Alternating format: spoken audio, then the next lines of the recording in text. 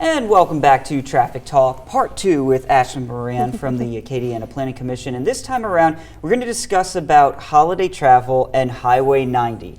Everybody, I personally like Highway 90 to go rather than I-10 because you're not battling Baton Rouge, but you say it may not necessarily be the best route. Yes, unfortunately, or fortunately, it will be very positive once all of it is complete. Mm-hmm. But right now, there is a significant amount of construction on Highway 90. You know, for years, we have gotten complaints about the pavement quality, the concrete work on it. So there is a substantial amount of work right now, millions and millions of dollars being poured into repairing that. Unfortunately, that is causing some lane closures, some lane shifts. You know, have one section where you have to go over to a whole nother bridge area. And we have the bridge, that Berwick Bridge that's down in the Morgan City area. So, you know, there's just a lot going on. So I always recommend, you know, running your travel app, see what's going on there. You know, don't get caught up in it. You might have to add some extra time if you take 90, which, I mean, I do recommend, you know, especially just depending on the time of the day. Yeah. You know, and what, like, the prevailing traffic conditions are. But, you know, do be aware that with this going on, it is going to impact, you know, what is typically a smooth, traffic-free environment.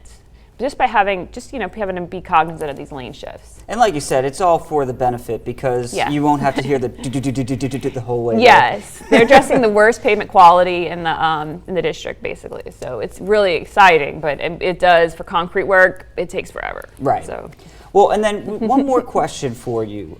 We've gotten the new Prairie View Elementary down on Rue de Billier. Yes. And there's some question about the left turn situation there. Can you explain what's going on in that?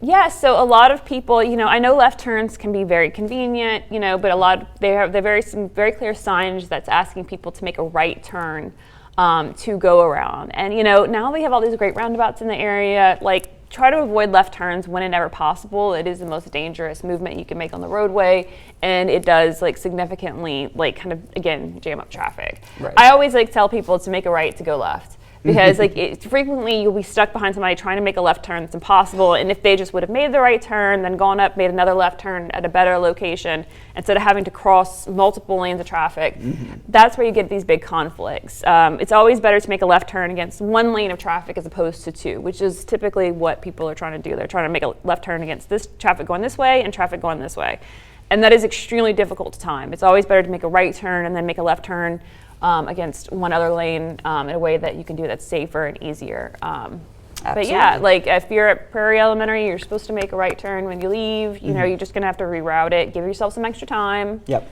All Always things can be achieved with extra time. So. That is true. Well, Ashley, thank you so much for coming on this week, and we'll have you back on to help us out with some other traffic tips in the next week. But hey, we got to talk about